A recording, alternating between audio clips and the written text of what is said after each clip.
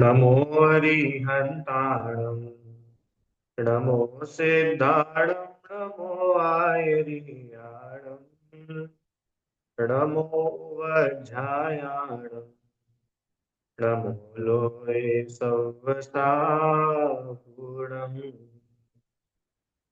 तीन भुवन में वीतराग विज्ञानता शिव स्वरूप शिव का नमः त्रियोग समाधि के। पंडित दौलतराम जी द्वारा रचित छह ढाला ग्रंथ, और इसकी तीसरी ढाल में सम्यक दर्शन का स्वरूप चल रहा है। कैसा सम्यक दर्शन होता है, क्या उसका लक्षण है, फिर सम्यक दृष्टि कैसे 8 अंग सहित 25 दोष रहित होता है, और जो ऐसे 8 अंग और 25 दोष रहित और 8 अंग सहित जो सम्यक्त्व को धारण करते हैं, ऐसे जीवों के चारित्र मोहनी के उदय की वजह से थोड़ा भी संयम नहीं हो, फिर भी देव आदि इनकी स्तुति वंदना पूजा करते हैं। ये सम्यक्त्व का ही महात्म्य है। ये भी देखा था, घर में समय दृष्टि जीव रहता है, गृहस्थ है, फिर भी कैसे गृहस्थी में रचता पचता नहीं है। राग है पर मोह नहीं है, ये ध्यान रखना। राग तो है, जब भी तो घर में, अगर वीतरागी होते तो जंगल में नहीं चले जाते। राग तो है परंतु मोह नहीं है। 2 बार। तीसरी बार, कल की कक्षा में अपन ने ये देखा था कि चिड़िया और ये सारे जीव जो है, सुन ली थी आपने? ठीक है, अच्छी बात है। तो भी रिवाइज कर लेते हैं। चिड़िया आदि जो जीव है, जो 7 तत्व, इनके नाम भी नहीं जानते, फिर भी इनको सम्यक दर्शन कैसे हो जाता है।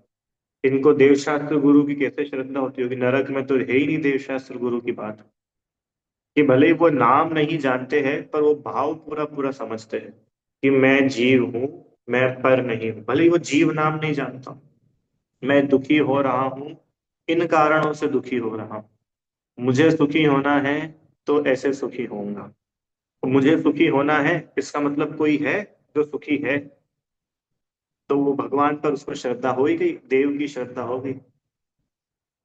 कोई है जो ऐसे सुख के मार्ग पर चल रहे हैं, ऐसा सुख का मार्ग बताने वाले हैं, ऐसे शास्त्र और गुरु, इनकी भी श्रद्धा ऑटोमेटिक हो गई। ठीक है। इस प्रकार से सम्यक दर्शन संबंधी कुछ बातें अपन ने पिछली क्लास में भी की थी। अब अपने को आगे, आज ये 16वां छंद है। बोलिए। ये भी भैया उन्हीं जीवों को ही होता है जो पूर्व निमित्त से जो उनके ज्ञान में आ जाता होगा। जैसे अभी अपन ने जिनवाणी सुनी और निमित्त ज्ञान में आ गया, उन्हीं को ही होगा बस। सम्यक हम्म। दर्शन के पहले 5 लब्धियां होती है। कभी अगर आपने सुना हो 5 लब्धि, तो उसमें एक होती है देशना लब्धि। देशना लब्धि मतलब कि वो जीव को या तो वर्तमान में किसी की देशना मिले, अथवा उसने पूर्व भाव में तीर्थंकर अथवा मुनिराज किन्हीं की देशना सुनी हो, तो वो उसके सम्यक्त्व में हेल्पफुल है, निमित्त है। बिना देशना लब्धि के सम्यक्त्व नहीं होता, है ना। तो देशना तो भी देखो, अभी अपन लोग, पता है आपको, कोई एक अच्छी बात बताता हूँ। जैसे मान के चलो कोई जीव है, उसने इस भाव में बहुत प्रयास किया, जो अपन ने कल बात की थी ना, 4 पॉइंट्स। कुगुरु को देव से हट करके सच्चे देव शास्त्र गुरु, फिर 7 तत्व की श्रद्धा, फिर आपा पर की श्रद्धा, फिर स्वानुभव। ये चारों कोई जीव ने इस भाव में भी किया, द्वितीयांतिक, और उसको सम्यक्त्व नहीं हुआ। क्योंकि अपन ने देखा था ना कि सम्यक्त्व हो भी या ना भी हो, तो अगर उसको सम्यक्त्व नहीं भी हुआ, फिर भी मालूम है उसने इस भाव में इतनी तैयारी कर ली कि अगले भावों में उसको नियम से सम्यक्त्व की प्राप्ति होगी ही होगी। भरत चक्रवर्ती थे ना, तो भरत जी पूर्व भाव में अनेकों भाव में भावलिंगी मुनिराज थे, और उन्होंने खूब साधना करी, पर साधना की पूर्णता न होने से मुक्ति नहीं हुई। पर देखो, अब इस भाव में चक्रवर्तित्व भी मिला। चक्रवर्तित्व मिलने पर भी जब दीक्षा ली, तो इतनी पूर्व भावों की उनकी तैयारी थी कि अंतर मुहूर्त में केवल ज्ञान हो गया। ठीक है। इसलिए भैया कुछ भी व्यर्थ नहीं जाता। आपने अगर एक शब्द भी जिनवाणी का आज सुना है ना, अपने को नहीं पता कि वो कब अपने काम में आएगा, पर वो पक्के में काम में आता। इसलिए एक भी शब्द, एक अक्षर अननेसेसरी नहीं है, सब अपने हेल्प का है। ठीक है। अब ये 16वां छंद है। इस 16वें छंद में ये बताएंगे कि सम्यक दृष्टि जीव, कैसी सम्यक्त्व की महिमा है कि जिस जीव को सम्यक्त्व हो जाता है, अब उसके अनेकों अनेकों जगह तो जन्म ही नहीं होते। तो कहाँ कहाँ पर सम्यक दृष्टि जीव मरने के बाद जन्म नहीं लेता। एक तो ये बात, और दूसरी बात, सर्वोत्तम सुख और सर्व धर्म का मूल सम्यक दर्शन है, तो ये बात यहाँ पर बताई। आइए अपन पढ़ते 16वां छंद।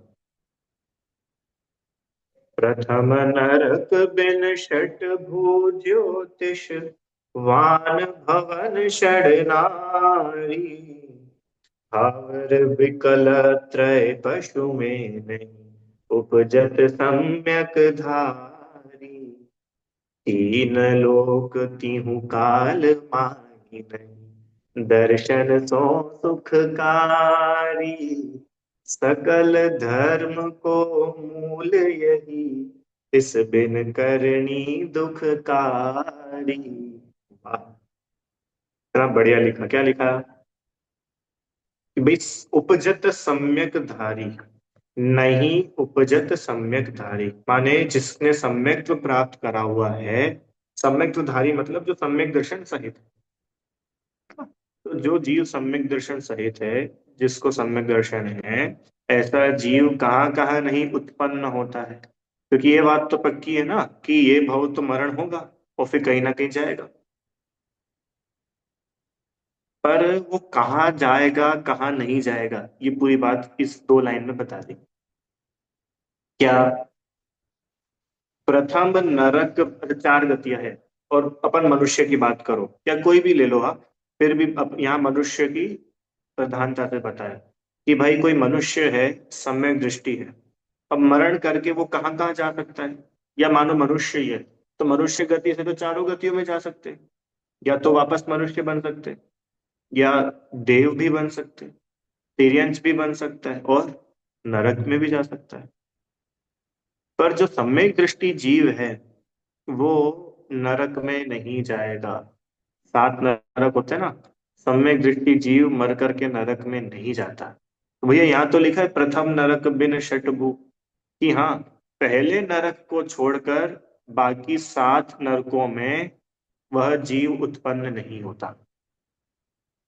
क्या लिखा? प्रथम नरक बिन षट भू, भू मतलब जमीन, 6 पृथ्वी, नरक में 7 पृथ्वी होती है ना, तो पहले नरक के अलावा बाकी 6 नरकों में सम्यक दृष्टि जीव उत्पन्न नहीं होता है। प्रश्न कि भैया फिर वो पहले नरक में भी क्यों गया? सम्यक दृष्टि नरक में जाने के काम करेगा क्या? क्यों? सम्यक दृष्टि है, नरक में जाने की मूल वजह तो सबसे बड़ी है मिथ्यात्व, 7 व्यसन। तो ये तो सम्यक दृष्टि जीव के जीवन में होते ही नहीं है, फिर वो नरक में कैसा चला जाएगा? कि सुनो, ये तो अपन लोग सब जानते ही हैं कि अगले भाव में हम कहाँ जाएंगे, वो इस भाव में डिसाइड होता है। इस भाव में भी कब डिसाइड होता है? कि एक बार डिसाइड होता है। ऐसा नहीं है कि बार बार अगली अगली आयु बनती है पृथ्वी में। जैसे मान के चलिए अगले भाव में मुझको देव बनना है, तो वो इस भाव में ही डिसाइड होगा ना। या अगले भाव में मुझे नरक में जाना है, तो वो इस भाव में डिसाइड होगा कि भैया ये नरक में जाएंगे कि स्वर्ग में जाएंगे कि तिर्यंच बनेंगे। अब देखो, इसको बोलते हैं आयु बंध। इस समय वो आयु बंधी है ना। अब सम्यक दर्शन किसी जीव को हो जाए, उसके बाद अगर वो आयु बांधेगा, क्योंकि भाई उसकी लाइफ तो बहुत बड़ी है ना। मान के चलो उसकी 80 वर्ष की आयु है टोटल, संदीप भैया। और वो जब 25 साल का था, तब उसको सम्यक दर्शन हो गया, और अभी तक उसकी आयु नहीं बंधी थी। तो अब सम्यक दर्शन के बाद अगर वो आयु बांधेगा, तो नरक की नहीं बांधेगा। सम्यक दर्शन के बाद अगर कोई जीव का आयु बंद हो रहा है, तो वो नरक आयु का बंध नहीं करेगा। तो फिर भैया यहाँ तो लिखा है कि पहले नरक के अतिरिक्त बाकी के 6 नरकों में सम्यक दृष्टि जीव उत्पन्न नहीं होता, लिखा है ना ये। तो फिर ये कैसे संभव है? कि ये ऐसे संभव है कि मानो कि उस जीव ने पहले नरक आयु का बंद कर लिया हो और बाद में उसको सम्यक दर्शन हो। अरे ऐसा भी पॉसिबल है ना, कि वो आयु तो बहुत बड़ी है उसकी, अब उसने नरक आयु पहले बांध ली और फिर उसको बाद में सम्यक दर्शन हो। तो इस केस में वो जो जीव है वो नरक में जाएगा, क्योंकि आयु तो बांध ली ना, तो वो नहीं बदल सकती।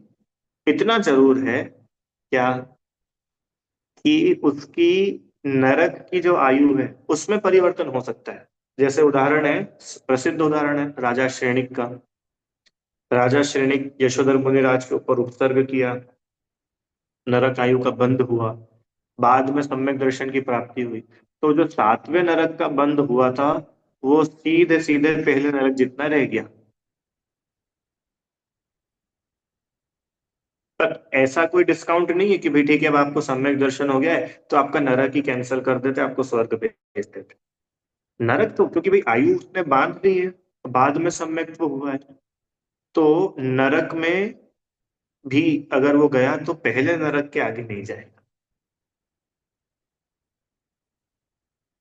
ये किसकी बात कर रहे हैं कि कोई सम्यक दृष्टि जीव अगर मरण को प्राप्त होता है, मरता है, तो मर करके यदि वो नरक में गया तो पहले नरक में जाएगा, उसके आगे बाकी 6 में नहीं जाएगा। अच्छा, दूसरे नरक में सम्यक दर्शन हो सकता है कि नहीं हो सकता है? हो सकता है। और दूसरे नरक में सम्यक दृष्टि जा सकता है कि नहीं मर करके? नहीं जा। समझ में आया ना, कि भाई दूसरे से लेके 7वें नरक में जितने भी नारकी पैदा होंगे वो सब नियम से मिथ्या दृष्टि ही पैदा होंगे।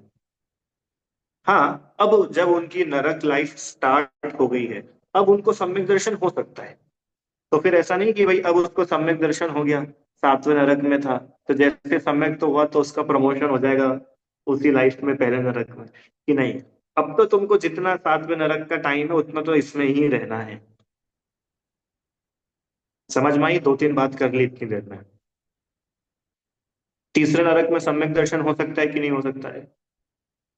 हो सकता है। पर क्या कोई सम्यक दृष्टि जीव मर करके तीसरे नरक में जा सकता है? ठीक है, क्लियर हो गया इतना? तो एक गति तो हो गई अपनी सॉर्ट आउट, नरक गति। सम्यक दृष्टि जीव मर करके अगर नरक में पहले तो जाएगा ही नहीं, पर अगर उसको नरक आयु पहले बंद गई हो तो पहले नरक के आगे सम्यक दृष्टि जीव नहीं जाता। अब समझ लो कितना गजब काम हो गया है, एक सम्यक दर्शन का चमत्कार। दुनिया तो इधर उधर के चमत्कार पर लट्टू होती है, अभी देखो सम्यक दर्शन के चमत्कार।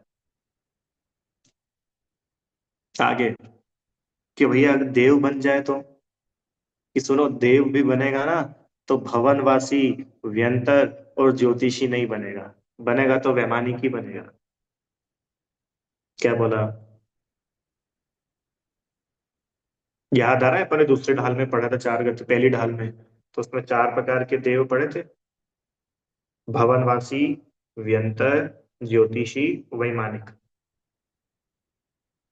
इनमें से जो भवनवासी, व्यंतर और ज्योतिषी देव है, ये तीनों मध्यलोक और अधोलोक में रहते हैं। ये- आप अपन लोग भी सुनते हैं भाई, कोई पेड़ पर देव है, ये देवों ने इस पेड़ को अपना वो बना लिया। कोई खाली खंडहर है, यहाँ पे देवों का निवास है। सुना है कि नहीं आप लोगों ने? ये ये कोई है, इनके अंदर देवी देवता आते हैं, व्यंतर देव इनके अंदर आ गए हैं। ये व्यंतर, भवनवासी, सूर्य, चंद्रमा, ये सब ज्योति, ये जो देव है ये कहलाते हैं नीचे देव, हल्के देव। और जो वैमानिक देव होते हैं वे कहलाते हैं ऊंचे देव। तो अगर वो देव भी बना तो वैमानिक देव ही बनेगा, भवन, व्यंतर और ज्योतिष में नहीं जाएगा। ठीक है, नरक में जाएगा तो पहले नरक के आगे नहीं, और देव बनेगा तो वैमानिक के अलावा बाकी, भू, भू मतलब भवन, ज्योतिष, और वान मतलब वैमानिक ए, वान मतलब व्यंतर, व्यंतर, भवनवासी, ज्योतिषी और व्यंतर, देव नहीं बनेगा। सॉरी, भू तो इधर है, षट भू, ज्योतिषी, व्यंतर और भवन, ये लिखा है ना भवन। भवनवासी व्यंतर और ज्योतिषी नहीं बने। ठीक है भैया, इतना तो क्लियर हो गया। अच्छा, मनुष्य अगर बनेगा तो मनुष्य में भी बहुत सारे टाइप्स होते हैं, स्त्री, पुरुष, नपुंसक। कि सुनो, ना नपुंसक बनेगा ना स्त्री बनेगा। सम्यक दृष्टि जीव अगर मरा, और मर करके जहां भी उत्पन्न होगा, वो पुरुष ही उत्पन्न होगा, ना नपुंसक ना स्त्री। क्या बोल रहे हैं? षड, षड मतलब होता है नपुंसक, और नारी मतलब स्त्री। तीन ही पॉसिबल है, या तो पुरुष होगा, या स्त्री, या नपुंसक। सम्यक दृष्टि जीव मर करके उत्पन्न हो, तो वो ना ही स्त्री पर्याय में जाएगा, संदीप भैया, ना ही वो नपुंसक बनेगा, वो पक्के में पुरुष ही बनेगा। अब आप लोग मुझे बताओ, क्या एक एक्सेप्शन ऐसा पॉसिबल है कि कोई सम्यक दृष्टि जीव मरे और नपुंसक हो जाए? कोई एक एकाध एक्सेप्शन है क्या ऐसा? सोचो।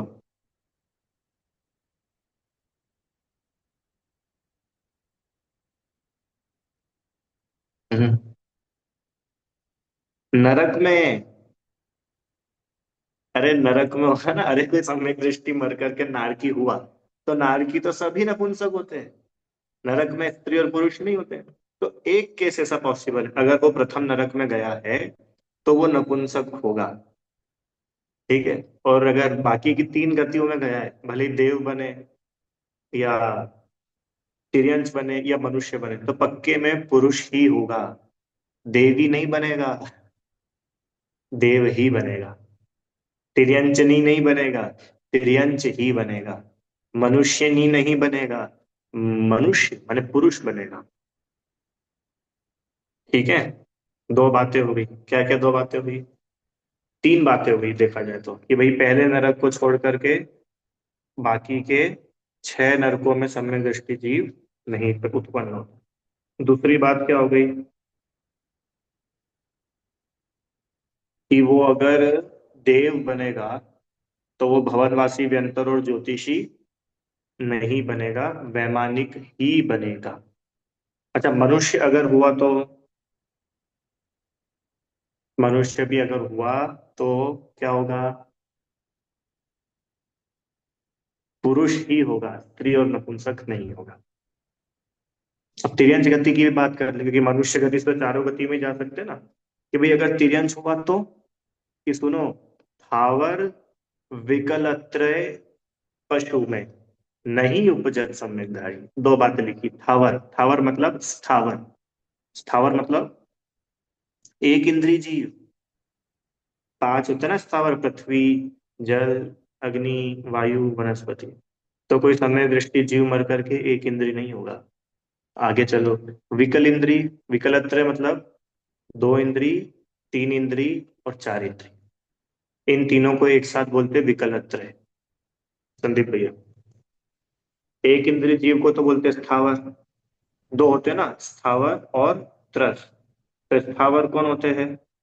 एक इंद्रिय जीव, वो कहलाते हैं स्थावर। और त्रस कौन होते हैं?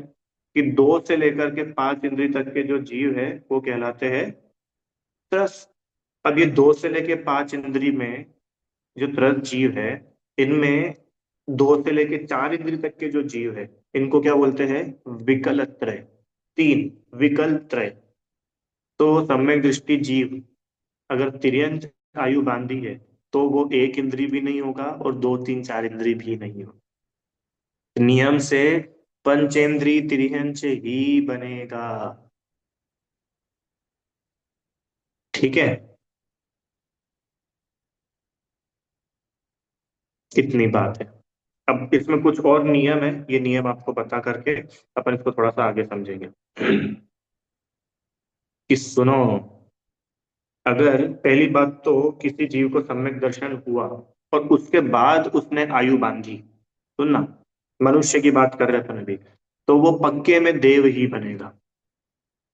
मनुष्य अगर सम्यक दर्शन करे फिर आयु बांधे, मनुष्य आयु नहीं बांधेगा, तिर्यंच आयु नहीं बांधेगा। नरक नहीं बांधेगा, वो तो देव आयु ही बांधेगा। ठीक है। आपको ध्यान हो, मतलब कभी आपने पढ़ा हो तो तत्वार्थ सूत्र जी में देव आयु के आश्रव के कारण लिखे, तो उसमें लिखा है सम्यक्त्वम च, सम्यक्त्व देव आयु के आश्रव का कारण है। तो फिर वहां पर टीका करते हुए आचार्य देव ने बताया कि भाई सम्यक्त्व आश्रव का कारण कैसे हो सकता है, सम्यक्त्व तो संवर्ण निर्जरा का कारण है। अरे अंतर समझ में आए कि नहीं? तो वहां बताया कि सम्यक्त्व के साथ होने वाले जो शुभ भाव है वो देव आयु के आश्रव का कारण है। माने सम्यक दृष्टि जीव फिर जैसे यथा योग्य जो शुभ भाव करता है तो वो देव आयु का आश्रव करता है। ऐसे ही सम्यक दृष्टि अगर तिर्यंच बन रहा है तो पता है वो कर्म भूमि का तिर्यंच नहीं बनेगा, भोग भूमि का तिर्यंच बनेगा। तो भैया ये कर्म भूमि और भोग भूमि क्या होती है? अभी ये क्या चल रही है? कर्म भूमि।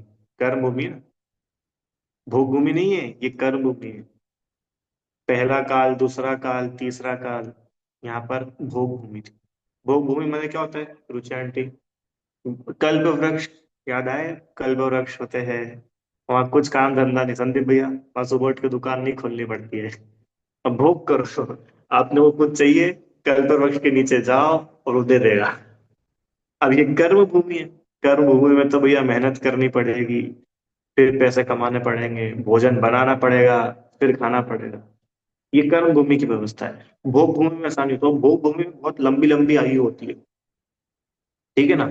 तो अगर वो तिर्यंच भी बना तो वो कर्म भूमि का तिर्यंच नहीं बनेगा जहां उसकी ऐसी दशा हो रही होगी, भोग भूमि का तिर्यंच बनेगा। ठीक है। इस प्रकार से ये चार पांच चीजें बताई कि सम्यक दृष्टि जीव मर करके कहाँ पर उत्पन्न नहीं होता है। कहाँ कहाँ पर उत्पन्न नहीं होता? प्रथम नरक बिन षटभू, पहले नरक को छोड़कर बाकी छह नरकों में उत्पन्न नहीं होता। ज्योतिषवान भवन, ज्योतिषी भवन, ज्योतिषी व्यंतर और भवनवासी देवों में नहीं होता। एक ही बचा फिर, वैमानिक, वैमानिक देव बनता है। नपुंसक और स्त्री नहीं होता, पुरुष ही होता है। तिर्यंच भी अगर बनेगा तो नपुंसक तिर्यंच नहीं बनेगा और स्त्री तिर्यंच भी नहीं बनेगा, पुरुष ही बनेगा। मालूम है आपको? एक इंद्री से लेकर के चार इंद्री तक तो सब नपुंसक ही होते हैं। ये अपन भेद कर देते, ये मच्छर है और ये मक्खी है, दोनों ही नपुंसक है। चीटा और चीटी, ये तो अपन बोल देते।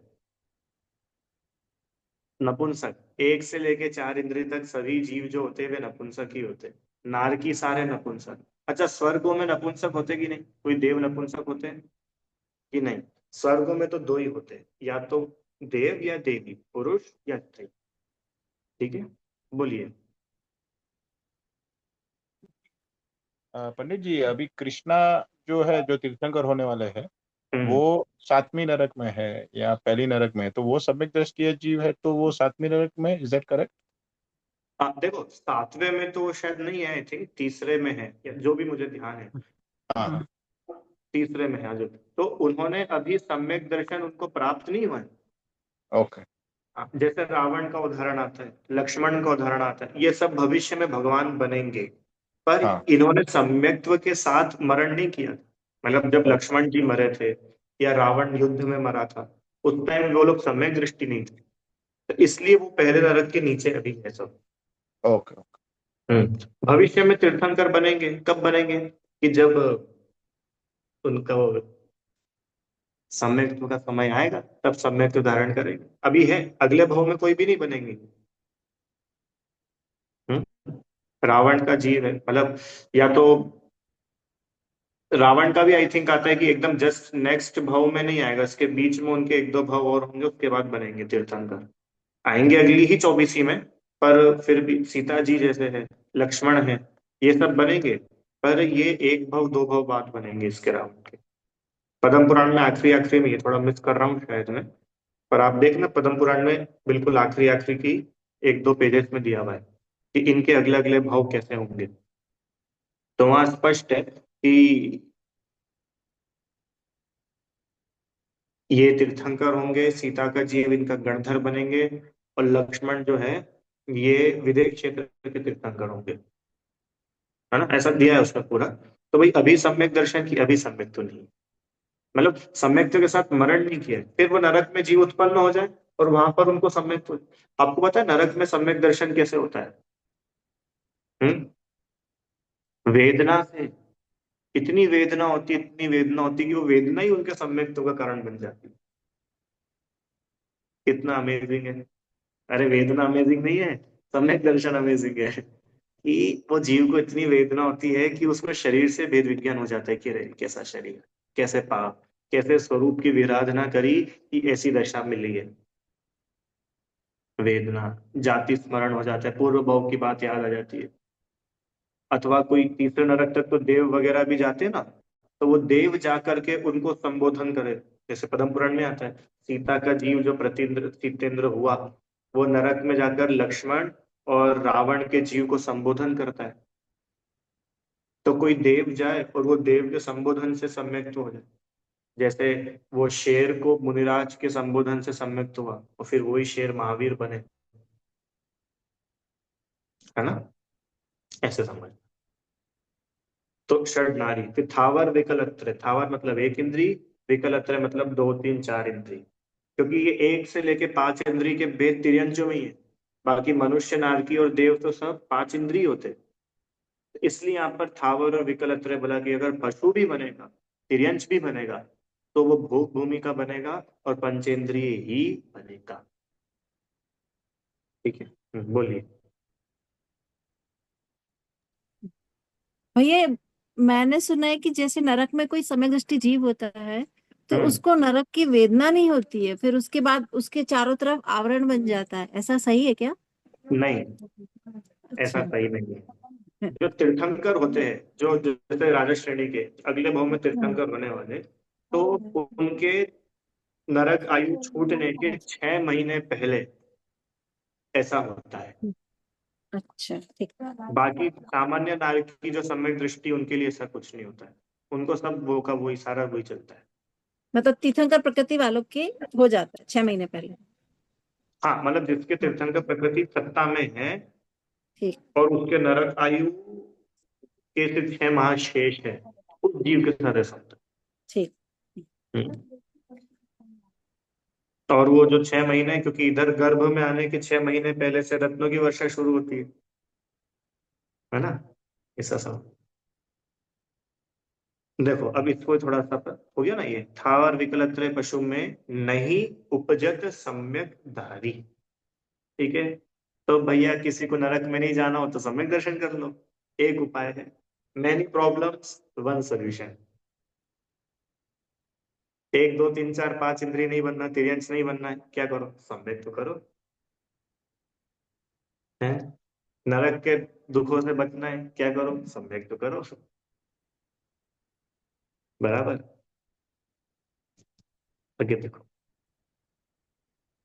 दूसरे नरक से सातवें नरक के नारकी नहीं बनता, ज्योतिषी देव नहीं बनता, व्यंतर देव नहीं बनता, भवनवासी देव नहीं बनता, नपुंसक नहीं बनता, स्त्री नहीं बनता, एक इंद्री, दो इंद्री, तीन इंद्री, चार इंद्री नहीं बनता, कर्म भूमि का पशु भी नहीं बनता, बनेगा तो भोग भूमि का बनेगा।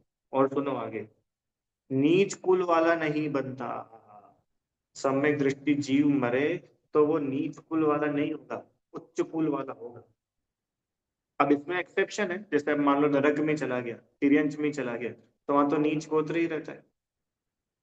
पर अगर वो, क्योंकि अब देव बना तो उच्च कुल वाला ही बनेगा, मनुष्य बना उच्च कुल वाला ही बनेगा, विकृत अंग वाला नहीं बनेगा।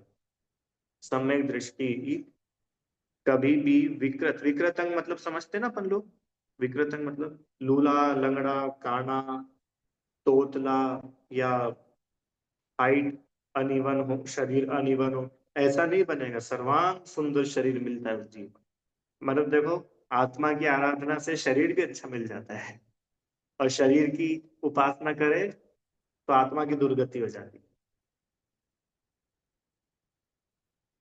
अल्प आयु वाला नहीं होगा। अल्प आयु होती ना कि भैया हुए और मर गए। अभी अपन लोगों में भी देखने में आता है, 20 साल के नौजवान चला गया, 16 साल के बच्चे ही चला गया। अभी एक मैंने सुनी इतनी दर्दनाक घटना, एक महिला, उसकी शादी हुई, यंग ही थी, शादी अभी हुई उसकी, और उसका पति उसका शांत हो गया। कैसे? अटैक आया, 8 महीने का बच्चा था और पति की मृत्यु हो गई। अब आगे सुनो, कुछ दिन नहीं हुए और वो जो 8 महीने का बच्चा था उसकी भी मृत्यु हो गई। अब आप देखो कैसे कैसे जीवों के करुण के उदय। तो ऐसे अल्प आयु वाला नहीं बनता कौन? सम्यक दृष्टि जीव। दरिद्री नहीं बनता। माने कुल मिला के जो तीव्र पाप के उदय वाले काम है वो सब नहीं होते। अब इसको समझो कि ये सब नहीं बनता, मतलब सम्यक्त्व के प्रभाव से ये सब नहीं हो रहा है ना। और ये सब अगर किसी को हो रहा है तो क्यों हो रहा है? मिथ्यात्व की कृपा से हो रहा है। अगर कोई दरिद्री है इसका मतलब वो मिथ्यात्व अवस्था में खूब बंद किया है, तो ऐसी दशा होगी। और अभी दरिद्रता मिटाने के लिए फिर मिथ्यात्व का सेवन करें तो और दशा खराब होगी। ठीक है। तो भैया कहाँ कहाँ उत्पन्न होता है? महान कुल में, विमानवासी देवों में, भोग भूमि के मनुष्य अथवा तिर्यंश में, और पहले नरक से नीचे नहीं जाते। आप लोगों ने एक बात ये सुनी होगी कि भैया यहाँ पंचम काल में सभी मिथ्या दृष्टि ही उत्पन्न होते हैं। सुना है आपने? ये वाक्य सुना है कभी जयश्री आंटी जी कि ये जो पंचम काल है अभी जहाँ अपन लोग है, यहाँ पे कोई भी जन्म ले वो मिथ्यात्व के साथ ही जन्म लेता है। चाहे वो आचार्य कुंद कुंद भी क्यों ना हो, वो जन्म से सम्यक दृष्टि नहीं थे, उन्होंने सम्यक तो बाद में प्राप्त किया। चाहे वे उमा स्वामी आचार्य क्यों ना हो, चाहे वे समंत भद्राचार्य क्यों ना हो, चाहे वे भद्रबाहु स्वामी क्यों ना हो, कोई भी हो, पंचम काल में किसी मनुष्य ने जन्म लिया है तो वो गारंटीड मिथ्या दृष्टि ही है। क्यों? क्योंकि सम्यक दृष्टि जीव अगर मनुष्य आयु भी बांधता है तो वो भूमि का मनुष्य होता है, कर्म भूमि का नहीं होता है। समझ में आई ना बात?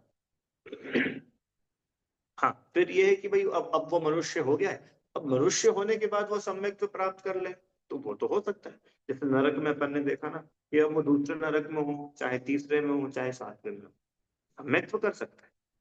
ऐसे ही अब कोई कोई बोलते भाई अब देखो पंचम काल है, अब तो पहले जैसी कहाँ बात रही, अब तो तीर्थंकर भी नहीं है और सब मिथ्या दृष्टि पे। तो भैया मिथ्या दर्शन सहित पैदा होगा ये नियम है, पर मिथ्या दर्शन सहित मरेगा ये कोई नियम थोड़ी है। अरे सम्यक तो सहित जन्म नहीं हुआ कोई बात नहीं, पर अपना मरण तो सम्यक तो सहित हो। इतने अच्छा भाग पाठ है। तेरी छत्र छाया भगवन मेरे सिर पर हो, मेरा अंतिम मरण समाधि कहाँ पर हो? आईसीयू में हो। आईसीयू में हो? कहाँ हो? तेरे दर पर हो। ये होती है भावना तो, कि भाई हमारा अंतिम, हमारा मरण, हमारा समाधि मरण कहाँ हो? तेरे दर। तेरे दर पर हो मतलब मंदिर में हो ऐसा? तो तेरे दर पर हो का क्या मतलब है? कि भगवान हमारे हृदय में विराजमान रहे, हमारे चित्त से भगवान कहीं जा नहीं पाए, ये है उसका अर्थ। नहीं तो पता चला भाई इनका एंड टाइम आ रहा है, चलो मंदिर लेके चलो। अरे मंदिर में अनंतो जीव मर रहे, मालूम है आपको? प्रति समय जिन मंदिर में अनंत अनंत जीव मरण को प्राप्त हो रहे हैं, क्योंकि इस तीन लोक में एक जगह ऐसी खाली नहीं है जहाँ निगोदिया जीव नहीं रहते हो। तो वो तो मर ही रहे मंदिर में, क्या दम है उसमें? अरे मंदिर में मरने में बड़ी बात नहीं। कितने लोग बोलते भैया इनकी तो इतनी अच्छी मृत्यु हुई, पारसनाथ टोक पे गए ये। तो पारसनाथ टोक पे देह छूट जाना ये कोई सौभाग्य नहीं है? क्या बोल रहे हैं? क्रिश्चियनिटी सुना है ना ऐसा, सुना ही होगा भाई पारसनाथ टोक पे पता है लोग क्यों गुजर जाते हैं? मतलब आपको सुनने में थोड़ा और लगेगा, पर उसका थोड़ा साइंटिफिक बताता हूँ आपको। ऊपर ऑक्सीजन लेवल बहुत कम हो जाता है, और व्यक्ति इतना थक जाता है कि वहां हार्ट अटैक होने के चांसेस ज्यादा होते हैं, तो साइलेंट अटैक आ जाता है और जीव चला जाता है। नहीं नहीं नहीं भैया, ये तो नियम से ये स्वर्ग में गए होंगे, क्योंकि पारसनाथ टोक पे इनका मरण हुआ। अरे ऐसा नहीं होता है। उसी पारसनाथ टोक पे, उसी समय शिखर के पर्वतों पे सैकड़ों हजारों जानवर मर रहे हैं रोज, बंदर सब मर रहे हैं, तो क्या सब स्वर्ग जा रहे हैं क्या? आपका मरण किस जगह हुआ है ये मैटर नहीं करता है, आपका मरण किन भावों से हुआ है ये मैटर करता है। समझ में आया?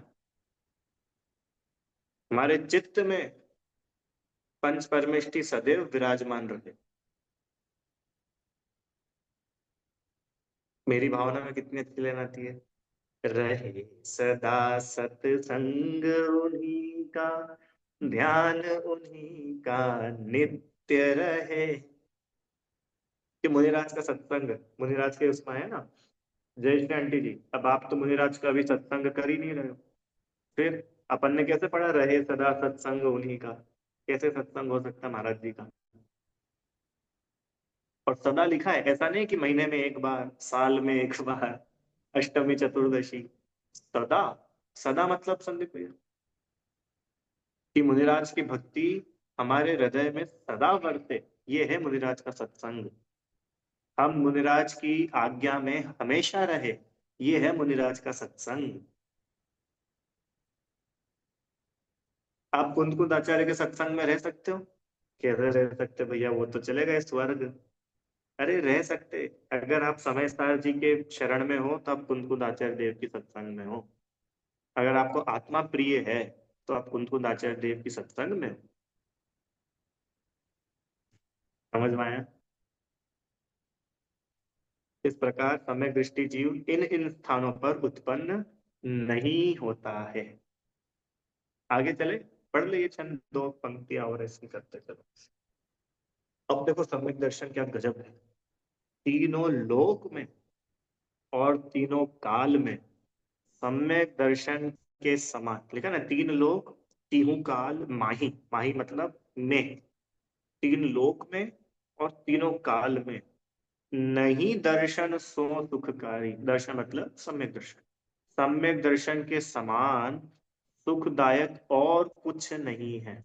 तुम पूरा तीन लोक ध्यान करके आ जाओ और सम्यक दर्शन से अधिक सुखरूप कुछ मिल जाए तो बताना। क्यों? अब बहुत पढ़ने में लाइन बड़ी सरल है, पर अब इस पर विचार करना आप थोड़ा।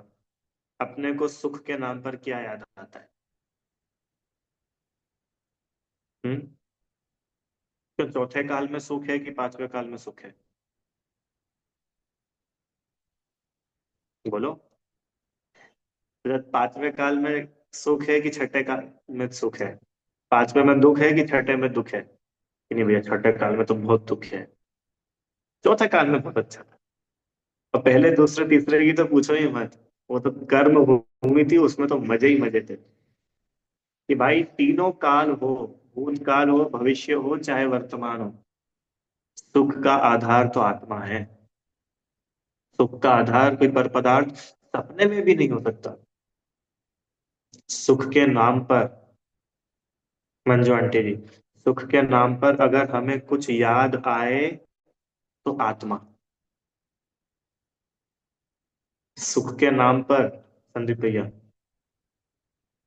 क्या है? तीन लोक में सबसे अधिक सुख, मतलब तीन लोक में सुख कहाँ मिलेगा बताओ? चक्रवर्तित्व में सुख है। अब चक्रवर्तित्व में तो अपन ने ऐसे गर्दन हिला दी झट से कि कौन अपन चक्रवर्ती बन रहे हैं, या किसने चक्रवर्ती देखा? सही बताओ, अपने घर के बाहर से 80 लाख 90 लाख रुपए की कार निकल रही है, वो देखते से अपने को लग नहीं रहा है क्या सुखी व्यक्ति, क्या आनंद देते है? कितने कितने आजकल तो कैसी कार आ रही है, सुपर जो भी है, बताओ। किसी का मकान देख करके नहीं लगता है बड़ा सुखी होगा? मकान में सुख है। आप लोग जाते हो कि नहीं किसी के यहाँ पे, तो उनके मकान, उनका घर, उनका कमरा, उनकी अलमारी, उनका वार्ड, लोगों को तो बाथरूम देख के ही सुख हो जाता है। अरे यार बाथरूम हो तो उनके जैसा, क्या बाथरूम बनाया। वाह भैया, वही बाथरूम में पैदा हो जाओगे कीड़ा बन करके। अरे सुख का आधार आत्मा है, और कोई नहीं।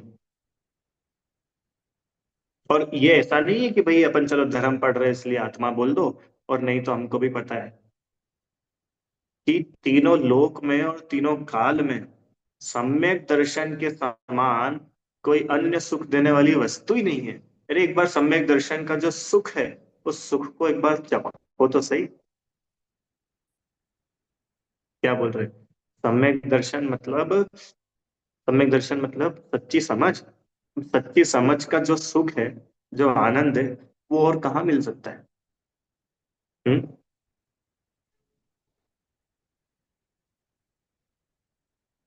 और ये सम्यक दर्शन सकल धर्म का मूल है। सकल धर्म का मूल है मतलब आधार, पूरा धर्म। सम्यक दर्शन ज्ञान चारित्र रत्नत्रय उत्तम क्षमा मार्दव आर्जव शौच सत्य संयम तप त्याग आकिंचन ब्रह्मचर्य 10 लक्षण धर्म, अथवा अहिंसा, अथवा परोपकार, अथवा दया, आप कुछ भी नाम दो उसको, सकल धर्म का मूल सम्यक दर्शन है। और इस सम्यक दर्शन के अतिरिक्त जो जो भी करनी है, जो जो भी कार्य है, वो सब दुखकारी है। बहुत गजब लाइन है, अपन ने तो 5 मिनट में पढ़ी है इसको। सम्यक दर्शन से ज्यादा सुखरूप इस दुनिया में कुछ है ही नहीं, क्योंकि सम्यक दर्शन से ही धर्म की शुरुआत होती है। और धर्म क्या? जो हमें सुखी करे वो धर्म।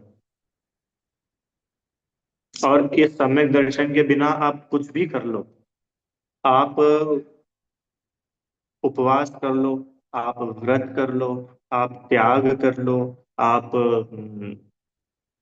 मुनि बन जाओ, हम मुनि दीक्षा भी ले ले, खूब आचरण कर ले, खूब तपस्या कर ले, खूब विहार कर ले, हजारों हजारों किलोमीटर पैदल चल ले, तो भी सुख तो नहीं मिले। तो भैया आप यूं बोलना चाह रहे हो कि मुनि मत बनो? अरे हम ये बोलना चाह रहे सम्यक दर्शन करो। और सम्यक दृष्टि जीव घर में रहेगा कैसे? वो तो छटपटाएगा मुनि बनने के लिए, क्योंकि सम्यक दर्शन में तो उस सुख का सैंपल है, सैंपल। और मुनि दशा में तो भरपूर सुख ही सुख है। तो किसी को एक बार वो सैंपल मिल गया, अब वो मुनि दशा के लिए ललचाएगा नहीं कि मुझे कब ऐसी बुरी दशा हो। समझ में आ रहा है क्या? पर बिना सम्यक्त्व के जितने भी क्रियाकांड है वे दुखदायक ही है। तीनों लोक में और तीनों काल में सम्यक्त्व के समान कोई सुखरूप नहीं है। इसलिए हम और आप सभी जीवों के लिए सम्यक्त्व पहले में पहले करने जैसा काम है। सारे काम बाद में, सम्यक दर्शन पहले। क्यों? क्योंकि ये सब काम तो हो भी जाएंगे या नहीं भी होंगे, तो भी कोई घाटा नहीं है। पर सम्यक्त्व नहीं हुआ तो बहुत अम, नुकसान है। इसी में अभी अगले छंद में आने वाली वो बात, यह नर भव फिर मिलन कठिन है, जो सम्यक्त्व नहीं हुई। ठीक है। इसके लिए हम और आप सभी को निरंतर 24 घंटे एक ही धुन लगी रहनी चाहिए। काय की धुन? काय की धुन? वैमानिक देव बनने की धुन। फिर सम्यक्त्व की धुन। सम्यक्त्व की धुन मतलब सम्यक्त्व का लालच नहीं। ऐसा नहीं कि चलो अच्छा भी सम्यक दर्शन हो जाएगा तो अपन इतनी जगहों से बच जाएंगे, इसलिए सम्यक दर्शन कर लो। अरे सम्यक्त्व मतलब आत्मा को जानना, समझना। मैं आत्मा हूं। उसमें लिखा ना पंडित जी ने, पहले में पहले तू आत्मा को जान। सबसे पहले करने योग्य काम क्या है, संदीप भैया? सुबह उठते से सबसे पहला करने योग्य काम क्या है? कि भैया हम तो उठते हैं, चाय पीते हैं। हमको तो भैया बिस्तर में ही चाय आ जाती है। चाय पीना पहला काम। क्यों? अरे नहीं, पहले में पहले मैं आत्मा हूं, और ये पंच परमेष्टि मुझे आत्मा बताने वाले हैं। इनका स्मरण आना चाहिए। सुबह उठते से ही अखबार याद नहीं आना चाहिए, जिनवाणी याद आनी चाहिए। सुबह उठते से ही जिनेंद्र देव याद आने चाहिए। ठीक है, इसको बोलते सम्यक दर्शन के लिए दिन रात लगे रहना। ऐसा नहीं कि भाई हाँ ठीक है, हम तो देखो बहुत बैलेंस लाइफ वाले हैं।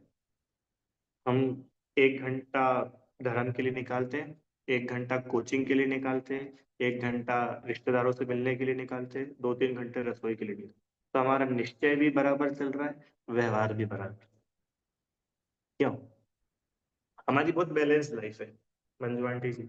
इतनी बैलेंस लाइफ है कि हमारा निश्चय भी बराबर है, व्यवहार भी बराबर, रिश्तेदारी भी हम निभाते हैं, और हमारे यहाँ पे पंडित जी आते तो उनको भी सुनने चले जाते, फिर महाराज जी आते तो वहां भी चले जाते, और हम प्रवचन चलते तो उधर। वो दोनों बैलेंस है।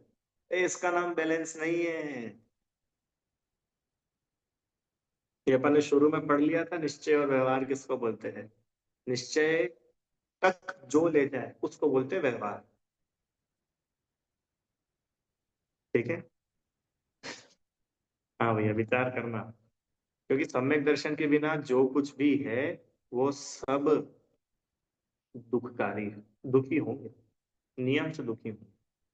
अब मुनि दीक्षा ले लो, चाहे पूजा एक की जगह 4 करने लग जाओ, कि चाहे 1 घंटे स्वाध्याय की जगह 4 घंटे स्वाध्याय करने लगे, बिना सच्ची समझ के कोई भी काम होगा तो वो पक्के में दुखी ही करेगा। सुख किसी कीमत पे नहीं मिल सकता। ठीक है। इस प्रकार से सम्यक्त्व इतना गजब है, इतना महान है। हम और आप सभी इस सम्यक्त्व को अपने जीवन में धारे तो अपन को आनंद आएगा। ठीक है, विचार करना। अब इसका एक छंद और है अंतिम, 17वें नंबर का छंद। इसकी चर्चा अपन अगली कक्षा में करेंगे। अभी कल तो सैटरडे है, तो कल भक्तामय स्तोत्र की क्लास लगेगी, मंडे को ये चर्चा करें। बोलिए। तो ये जिस जीव को सम्यक दर्शन हो गया और हाँ। वो उसको वो छूट जाता है ना, जैसे उपसम क्षयोपसम और छायक सम्यक दर्शन है, तो हम्म। फिर वो अगली कब कौन सी पर्याय में उनका क्या टाइम ड्यूरेशन होता है जो उसको वापस सम्यक दर्शन हो? ये कोई टाइम ड्यूरेशन होता है कि रैंडमली होता होगा? नहीं, उसी भाव में भी वापस से हो सकता है। अच्छा, तो जैसे कोई जीव सम्यक दर्शन हुआ और उसी भाव में छूट गया, तो क्या फिर वो तिर्यंश में जा सकता है? ये मेरे को थोड़ा समझना, मतलब एक बार पूछ के बताऊंगा कि सम्यक्त्व होते होते में अगर आयु बंधेगी तो फिर ये सारी है। और वैसे हाँ। तो ऐसा ही होता हुआ कि भाई किसी जीव को सम्यक्त्व हो जाए, तो सम्यक्त्व के रहते रहते अगर उसको आयु बनती है तो ये सारी दशाएं होंगी। और नहीं है तो मिथ्यात्व में ही है। तो मिथ्यात्व में ही होने से तो उसके वैसी दशा होगी, ऐसा मेरे को लगता है। मैं फिर भी इसको पूछ करके आपको बताऊंगा। हाँ बोलिए। क्या बोले राजे? एक मिनट, अनम्यूट करिए आप।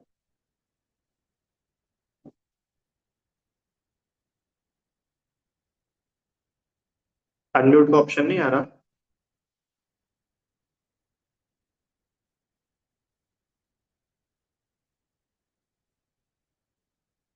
आप लिख करके भेज दीजिए, तो क्या बोल रहे हैं। आभा आंटी जी, हाँ बोलिए। मैं बोल रहा था कि लास्ट में दीपायन मुनि को भी सम्यक दर्शन होके छूट चुका था, तो वो भी तो नरक गति में गए थे। तो उन्होंने नरक का बंद कर लिया था ना, नरक आयु का बंद करा था वो जीव ने, इसलिए नरक में गए थे। ठीक है। हम्म। बढ़िया, तुम पढ़ते हो कहानी दीपायन मुनि की? अच्छा, गुड। मैं आपको फिर अनम्यूट करता हूँ, कभी हो जाए तो देखो, किताब लिख करके फिर। ठीक है भाई, आप लोग को समझ में आया? इतना गजब का मार्ग है ये। और देखो, सम्यक दर्शन मतलब सच्ची में, सम्यक दर्शन मतलब अपनी संपत्ति। जैसे किसी, कोई भटक गया हो, मेले में होता है ना, मेले में बच्चा भटक जाए और उसको अपनी मम्मी दिख जाए, कितना आनंद आता है। ऐसे ही आत्मा को भूलना मिथ्यात्व, और मैं आत्मा हूं ये समझ लेना, जान लेना है सम्यक्त्व। अब क्यों नहीं आनंद आएगा? हमको अपनी खबर हो जाए, इसमें आनंद नहीं आएगा संदीप भैया? क्योंकि हम अभी तक भूल आपको भ्रमतवादी। अभी तक हम अपने आत्म स्वरूप को भूल करके तो भटक रहे थे। अब हमने अपने आप को पहचान लिया तो हमारी सारी भटकर बंद हो जाएगी। इतना आनंद है इसमें, सोचो। आचार्य देव ने तो इतना सुंदर, चलो आपको मैं पढ़ के सुनाता हूँ। इसमें लिखा हुआ मेरे पास में, एक second। इन्होंने लिखा है, समंत भद्राचार्य देव ने, ए सॉरी, अमृत चंद्र आचार्य देव ने। कहाँ लिखा है? समय सार जी में। क्या लिखा है? देखो पढ़ो।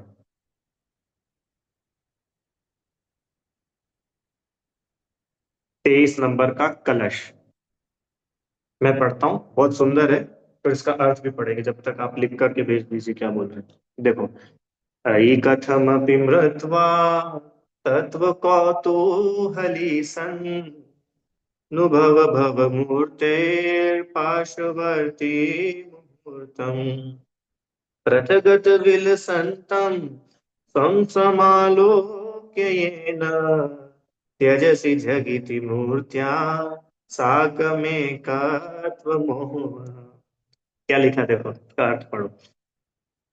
अई, अई मतलब हे जीव, शरीर से भिन्न स्वरूप हो। माने इस शरीर से अपने को तू एक बार भिन्न तो अनुभव कर कि कैसा है शरीर। शरीर कैसा है? शरीर है पड़ोसी। शरीर कौन है भाई? अपन लोगों का पड़ोसी है। देखो क्या लिखा है, पढ़ो।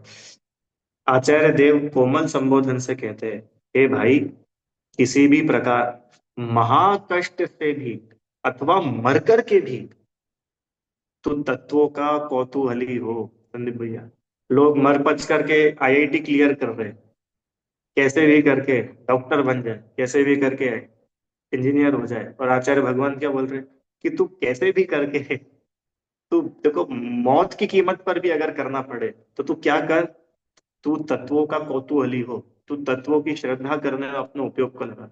और इस शरीर आदि जो द्रव्य है, इनको एक मुहूर्त पड़ोसी होकर आत्मानुभव कर। एक बार इसको पड़ोसी के जैसा ट्रीट कर। पड़ोसी कौन होता है अपना? पड़ोसी शरीर। अरे जैसे अपने घर के पास वाला पड़ोसी है, अब उसका जो भी हो रहा है अपने को फर्क नहीं पड़ता ना। ऐसे एक बार आचार्य देव कितनी कोमल थे कि तू इस शरीर में एक बार पड़ोसी को जैसा देख कर आत्मानुभव कर। क्यों? आत्मा के विलास रूप को सर्व पर द्रव्यों से भिन्न देख कर इन शरीर आदिक मूर्तिक उद्गल द्रव्य के साथ एकत्व के मोह को तो शीघ्र ही छोड़ देगा। ये सम्यक दर्शन की प्रोसेस अपन जो कल पढ़ रहे थे ना, यही है। आचार्य मतलब आप समझ सकते हो सम्यक दर्शन कितना इंपॉर्टेंट है। उसको क्या बोल रहे हैं कि तू, तुझे मौत की कीमत पर भी अगर हो तो तू सम्यक तो प्राप्त कर, है ना? क्या बोल रहे हैं आप? सम्यक दृष्टि स्त्री पर्याय में नहीं जाता, लेकिन तीर्थंकर भगवान की माता भी स्त्री है और एक भवतारी है, तो क्या वो भी मिथ्या दृष्टि होती है और बाद में सम्यक दर्शन प्राप्त करती है? ठीक है। दूसरी बात, मिथ्या दृष्टि होते हुए वो भगवान की माता बनने का कर्म कैसे करती है? नहीं तो तीर्थंकर देव की माता पिता तो जन्म से सम्यक दृष्टि होते ना, स्त्री पर्याय। अच्छा, सम्यक दृष्टि मर करके स्त्री नहीं होता और माता जी स्त्री है। हाँ ठीक है। अब ये भी मेरे को थोड़ा विचार के बताऊंगा मैं। तीर्थंकर की माता, मैंने सोचा नहीं, कभी ना सुना है इस बारे में, फिर भी मैं बताऊंगा। अच्छा है। हम्म। आप में से किसी को कुछ पता हो तो भाई अभी बता दो, नहीं तो अपन अगली क्लास में करेंगे डिस्कस। ये अच्छा है, क्लास से ही फायदा हो जाता है। क्या है कि मेरी भी स्वाध्याय हो जाती है। मैंने पता है भक्तामृत स्तोत्र की क्लास ही इसलिए शुरू करी क्योंकि मुझे खुद को पढ़ना था। तो सब लोग साथ में होते तो अच्छा हो जाता। मैं इसको पूछ करके बताऊंगा कि सम्यक दृष्टि स्त्री नहीं होते तो तीर्थंकर की माता के साथ क्या हो। हाँ, एक मिनट में आपको अनम्यूट कर रहा हूँ। बोलिए। वो अनम्यूट पर क्लिक करिए। क्या अनम्यूट का आता नहीं है क्या हाँ, ऑप्शन? आया, आया, हाँ, बोलो। वो देव, सब देवों को रिद्धियां होती है। रिद्धिया प्राप्त हाँ हाँ, सब रिद्धिया वो तो नीचे देखो, कोटि का देव होता है, उसको भी होती है रिद्धिया प्राप्त, होती है ना, उसको उसके सब योग्य देव को। होती है। हाँ, उन देवों को उनके योग्य होती है, और वैमानिक देव उनको उनके योग्य होती है। अच्छा, और मरकर हम्म। सब देव का एक ही है नियम से। क्या? वैमानिक देव मरकर तो जाता है, और वो क्या बोलते हैं ज्योतिषवासी देव, वो तो उच्च कोटि के देव है ना। नहीं, वैमानिक देव अकेले उच्च कोटि के कहलाते हैं, बाकी भवनवासी, व्यंतर और ज्योतिष ये उच्च नहीं कहलाते। तो मिथ्या अच्छा। दृष्टि, क्योंकि अनेकों मिथ्या दृष्टि भी मर करके देव बन जाते हैं। जैसे अन्य मतों में नहीं होते जो तपस्या आदि करते हैं, तो ये लोग भी हम्म, पुण्य तो बांध ही लेते हैं, भले ही हल्का ही सही। तो ऐसे ये जो जीव है, ये बन जाते हैं क्या? भवनवासी, व्यंतर, ज्योतिष बन जाते हैं। फिर एक और नियम, कि जो भी वैमानिक बन रहा है वो पक्के में सम्यक दृष्टि ही है, ऐसा भी नहीं है। पर अगर सम्यक दृष्टि मरण करके देव बनेगा तो वैमानिक ही बनेगा। ठीक है। तो ये वैमानिक परमहंस देव वगैरह ये सोलहवें मरकर स्वर्ग किधर जाएगा? वैमानिक देव में मनुष्य बनेगा।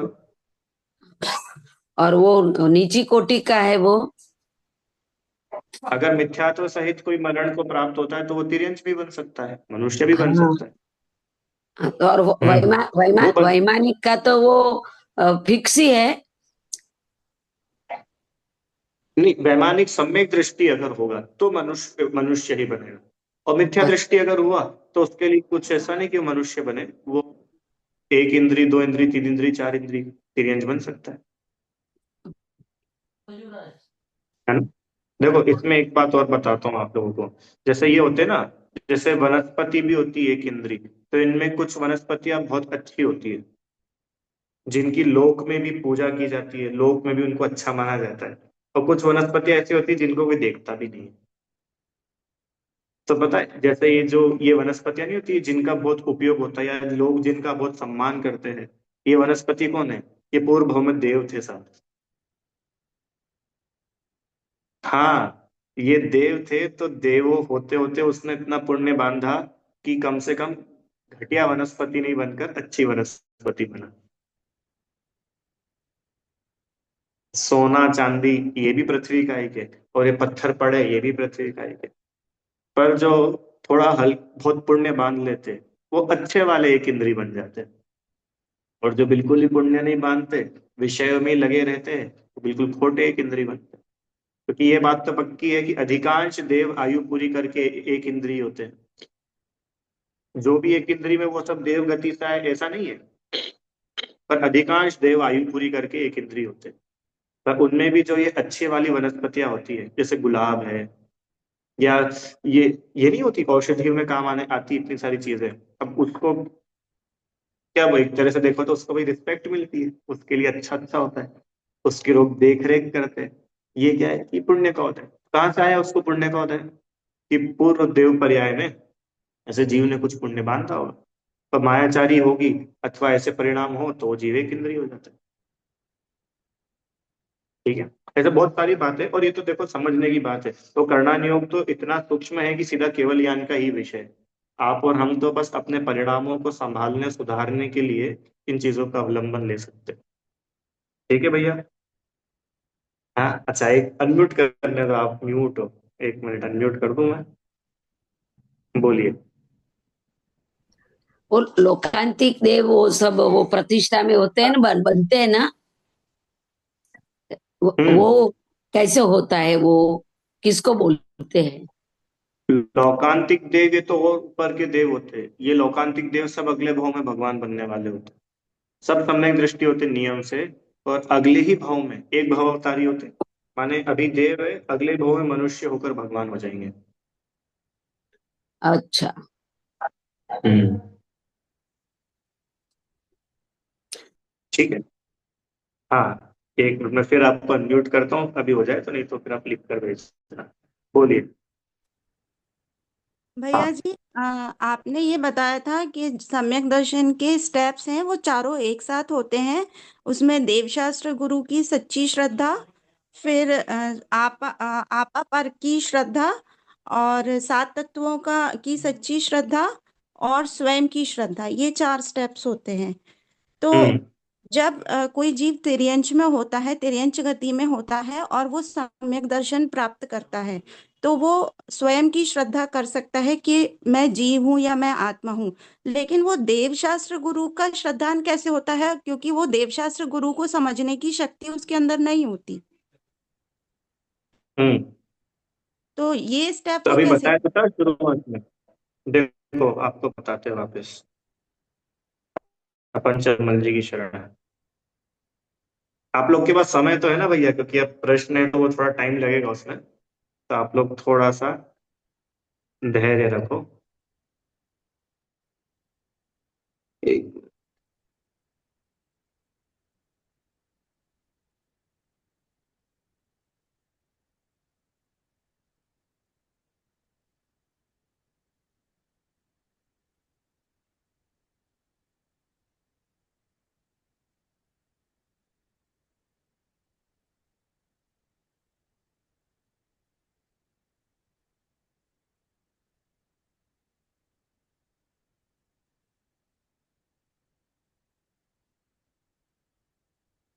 हम्म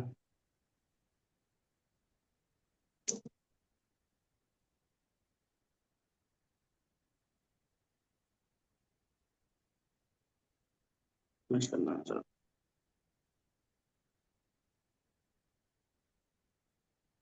ये देखो, ये आपके प्रश्न को। तो टोडरमल जी इतने अमेजिंग है कि अपने सारे प्रश्न उनको पहले से ही बताते हैं। देखो लिखो है क्या लिखा है यहाँ। फिर प्रश्न है कि कई शास्त्रों में अरहंत देव, निर्ग्रंथ गुरु, हिंसा रहित धर्म के श्रद्धान को सम्यक्त्व कहा है। तो किस प्रकार है। ये भी सम्यक्त्व का लक्षण है ना, भी देव शास्त्र गुरु, देव गुरु धर्म की सच्ची श्रद्धा। अब वो तिर्यंत गति का जीव कैसे इनकी श्रद्धा करेगा, वो तो जानता ही नहीं इनको। और नारकी तो जानते ही नहीं। यही प्रश्न है आपका। हाँ हाँ। देखिए, अरहंत देव आदिक के श्रद्धान से कुदेव आदिक का श्रद्धान दूर होने के कारण ग्रहित मिथ्यात्व का भाव होता है। उस अपेक्षा से इसको सम्यक्त्व कहा है। सर्वथा सम्यक्त्व का लक्षण ये नहीं है, अच्छा। क्योंकि द्रव्यलिंगी मुनि आदि व्यवहार धर्म के धारक मिथ्या दृष्टि को भी ऐसा श्रद्धान होता है। समझ में आया आपको। द्रव्यलिंगी मुनि कौन होते हैं आप लोग समझते हैं। कि ऐसे जीव जिसने मुनि दीक्षा ली है पर वो सम्यक नहीं है, मिथ्या दृष्टि है, पर बाह्य में उसके मुनि वेश है, और सब बिल्कुल 28 मूल गुण और सब व्यवस्थित पालते हैं। अब ऐसे जीव को आप देखेंगे तो बाहर में तो उसने सब धारण करा हुआ है, वो कोई को गुरु कुदेव को नमस्कार नहीं करता, तो फिर उनको सम्यक दृष्टि बोल दो कि नहीं, ये सर्वथा सम्यक्त्व का लक्षण नहीं। माने देवशास्त्र गुरु की सच्ची श्रद्धा हो जाए तो सम्यक दृष्टि है ही, ऐसा नहीं ऐसा है। कंफर्म सच्ची नहीं। श्रद्धा मतलब कि इनको ही मानेंगे, अन्य को नहीं मानेंगे। इसमें इतना लाभ है कि आप अग्रहित मिथ्या दृष्टि नहीं अच्छा। है, पर सम्यक्त्व का है ना। देखो आगे पढ़ो क्या लिखा है। अथवा जैसे अणुव्रत महाव्रत होने पर तो देश चारित्र सकल चारित्र हो या ना हो, परंतु अणुव्रत महाव्रत हुए बिना देश चारित्र सकल चारित्र कदाचित नहीं होता। इसलिए इन व्रतों के अन्वय रूप कारण जानकर कार्य कारण में कार्य का उपचार करते हुए इसको चारित्र कहा है। उसी प्रकार अब सिद्धांत, अरहंत देव आदि का श्रद्धान होने पर तो सम्यक्त्व हो या ना हो, पर अरहंत आदि का श्रद्धान हुए बिना तत्वार्थ श्रद्धान रूप सम्यक्त्व कदाचित नहीं, कदाचित मतलब कभी नहीं होता। इसलिए अरहंत आदि के श्रद्धान को अन्वय रूप कारण जानकर कारण में कार्य का उपचार करके इस श्रद्धान को सम्यक्त्व है। इसी से इसका नाम व्यवहार शब्द। समझ में आए ये पैराग्राफ। कुछ शब्द कठिन है। बात इसमें इतनी बताई है कि भाई देव शास्त्र गुरु का श्रद्धान करे, अरिहंत आदिक मतलब देवादिक का श्रद्धान करे, तो उसको सम्यक्त्व हो ही, ऐसा नियम नहीं है। पर जीव को सम्यक तो तत्वार्थ श्रद्धान होगा, तो उसको नियम से देव शास्त्र गुरु की श्रद्धा होगी ही। ठीक है, वो दोनों साथ साथ ही है, इसलिए देवशास्त्र गुरु की श्रद्धा को भी सम्यक दर्शन कह दिया जाता है। पर मूल में विचार करें तो तत्वार्थ श्रद्धा ही सम्यक्त्व का कारण लक्षण है। लक्षण है। लक्षण। आगे देखो, अथवा जिसके तत्वार्थ श्रद्धान हो उसके सच्चे अरिहंत आदि के स्वरूप का श्रद्धान होता ही है। तत्वार्थ श्रद्धान बिना पक्ष से, वाह क्या लिखा है, अरिहंत आदि का श्रद्धान करे परंतु यथावत स्वरूप न पहचाने, यथावत स्वरूप की पहचान सहित श्रद्धान नहीं होता। पक्ष आदि मतलब भैया अपन तो बाय बर्थ जैन ही है, तो अपन तो सच्चे देवशास्त्र गुरु को ही मानते, कुगुरु कुदेव को क्या मानते। बोले नहीं भैया मान ये पक्ष सहित तुमने माना है, इसमें सच्ची बात नहीं आएगी, स्वरूप की आपको क्या खबर। तथा जिसके सच्चे अरिहंत आदि के स्वरूप का श्रद्धान हो उसके तत्वार्थ श्रद्धान होता ही है, क्योंकि अरिहंत आदि का स्वरूप पहचानने से जीव अजीव आश्रम आदि की पहचान होती है। अब देखो एग्जैक्ट आपका प्रश्न, फिर यहाँ प्रश्न है कि नरक आदि जीवों के देव कुदेव का तो व्यवहार ही नहीं है, उनको तो सम्यक तो पाया जाता है, हाँ इसलिए सम्यक तो होने पर अरिहंत आदि का श्रद्धान होता है, ऐसा नियम संभव नहीं है। प्रश्न समझ में आया। आगे, अरे सात तत्वों के श्रद्धान में अरिहंत आदि का श्रद्धान गर्भित है, क्योंकि तत्वार्थ तत्व श्रद्धान में मोक्ष तत्व को सर्वोत्कृष्ट मान। चलो हम ये बोल रहे हैं, अब देखो यहाँ जो पंडित जी ने बोला, क्या बोला कि भाई तिर्यंच है, नरक है, उनको तो क्या सच्चे देव क्या झूठे देव, उनको तो काम ही नहीं पड़ता मंदिर से। अच्छा देव गति के देवों का तो समझ सकते हैं, वो नंदीश्वर जाते हैं अथवा समोचरण में जाते हैं, मनुष्य में तो होता ही है, बाकी दो गतियों में तो है ही नहीं। तो उन्होंने बोला कि चलो तत्वार्थ श्रद्धान तो है ना, सात तत्वों की खबर वो तो अपन कल पढ़ ही चुके थे, इसके अलावा निज पर सुख बोला। पर सात तत्वों के श्रद्धान में अरिहंत आदि का श्रद्धान गर्भित ही है, क्यों कि उसको मोक्ष तत्व का श्रद्धान है, मोक्ष तत्व को सर्वोत्कृष्ट मानते हैं, है ना, मोक्ष रूप अवस्था। तो मोक्ष तत्व तो अरहंत सिद्ध का ही लक्षण है, तो जो लक्षण को उत्कृष्ट माने वह उसको उसके लक्ष्य को उत्कृष्ट माने ही माने, इसलिए उनको भी सर्वोत्कृष्ट माना और को नहीं माना, यही देव का श्रद्धान हो गया। समझ में आया आपको उन्होंने क्या लॉजिक दिया कि भाई उसको मोक्ष तत्व का श्रद्धान है कि नहीं। ठीक है, मोक्ष हाँ तत्व मतलब क्या कि सर्व कर्मों से रहित आत्मा की शुद्ध अवस्था होना। तो मोक्ष तत्व का श्रद्धान तो जिनके ऐसा मोक्ष तत्व पर्याय में प्रकट हो गया, ऐसे अरिहंत आदि की भी श्रद्धा हुई कि नहीं, और हाँ जिनके नहीं हुआ है ऐसे ऑटोमेटिकली कुदेव आदि से भी दूर हुआ कि नहीं, हाँ हो गया। तो उसको कुदेव की श्रद्धा हटी और सच्चे देव की हो गई, ये मोक्ष तत्व से बता। आगे चलिए, फिर मोक्ष के कारण संवर निर्जरा है, इसलिए उसने संवर निर्जरा को भी उत्कृष्ट माना, और संवर निर्जरा के धारक मुख्य रूप से मुनिराज है, इसलिए मुनिराज को भी उत्तम माना। तो अन्य को गुरु आदि को उत्तम नहीं माना, और सच्चे मुनिराज जो संवर निर्जरा के धारी है उन्हें उत्तम माना, ये गुरु का श्रद्धान हो गया, बराबर। तथा रागादि रहित भाव अहिंसा है, और उसी को उपादेय मानते हैं, औरों को नहीं मानते, वही उसके धर्म का श्रद्धान हो गया। वीतरागता धर्म है और उसको ये श्रद्धा है कि रागादि अच्छे नहीं है, वीतरागता अच्छी है, आश्रबंध की श्रद्धा है ना, तो यही तो उसको धर्म की श्रद्धा हो गई, देव गुरु धर्म तीनों की श्रद्धा हो गई। इस प्रकार तत्वार्थ श्रद्धान में गर्भित अरहंत देवादि का श्रद्धान होता है, अथवा जिस निमित्त से इसके तत्वार्थ श्रद्धान होता है उस निमित्त से अरिहंत देवादिक का भी श्रद्धान होता है, इसलिए सम्यक्त्व में देवादिक के श्रद्धान का नियम है। अब क्लियर हो गया। अब इसमें आगे और भी, मतलब ये तो ऐसा है, आप पढ़ो, पढ़ते जाओ पढ़ते जाओ पढ़ते जाओ, और अब समय बहुत हो गया है इसलिए मैं नहीं पढ़ाऊंगा, अब आप लोग खुद से पढ़ना ठीक है। ये मोक्ष मार्ग प्रकाशक जी में पेज नंबर 326 अपन ने भी पढ़ा, 326 325, बहुत ही पूरा ग्रंथ ही अपना आप में बहुत अमेजिंग है, और इतना सरल है कि आप खुद भी अकेले लेकर के बैठ जाओ, आपको समझ में आता जाएगा। फिर शुरुआत में पंडित जी ने लिखा क्या, उन खुद नहीं, कि भाई जब इतने सारे ग्रंथ पहले से ही थे तो तुम इस ग्रंथ की रचना क्यों कर रहे हो, अपना नया ग्रंथ क्यों बना रहे हो, पहले से इतने सारे ग्रंथ है, तब नए ग्रंथ बनाने की क्या जरूरत है। तो देखो चलो वो भी आपको बता देता हूँ। शुरू में मंगलाचरण हो गया, ग्रंथ की प्रामाणिकता।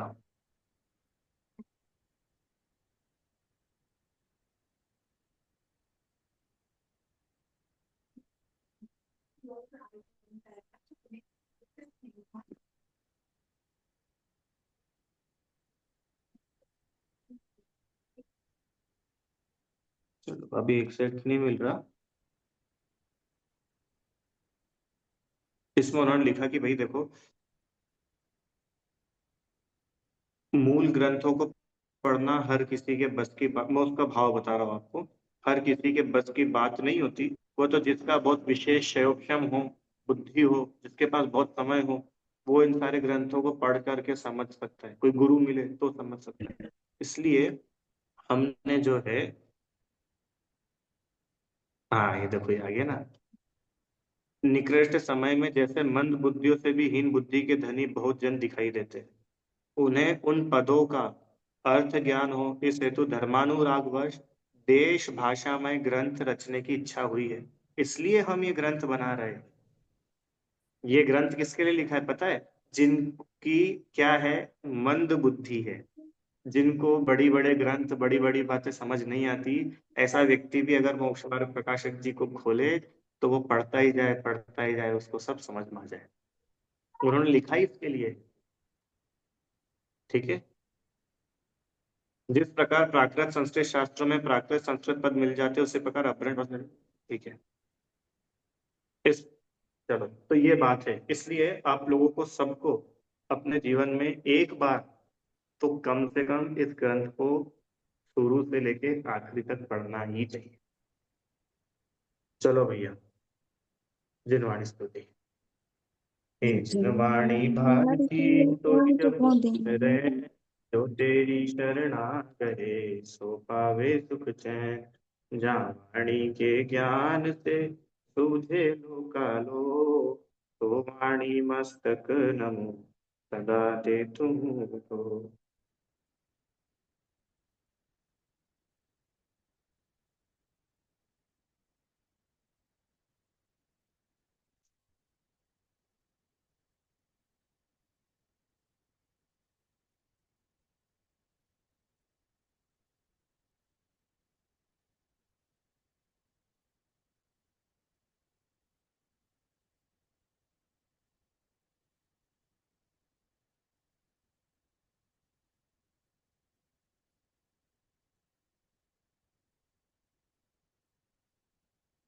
अच्छा, मैंने जब आपको बताया था उस टाइम स्क्रीन शेयर नहीं करी हुई थी, मेरे को ध्यान ही नहीं रहा, मैंने इधर से पढ़ दिया। तो आप लोग है ना, एक बार खुद से भी इसको देख लेना। विषय को पेज नंबर तो मैंने बता ही दिया था, 326 327 है ना, 325 26 27। तो आप लोग देख लेना, क्योंकि उस टाइम स्लाइड या स्क्रीन शेयर नहीं की हुई थी। ठीक है, जय हिंद।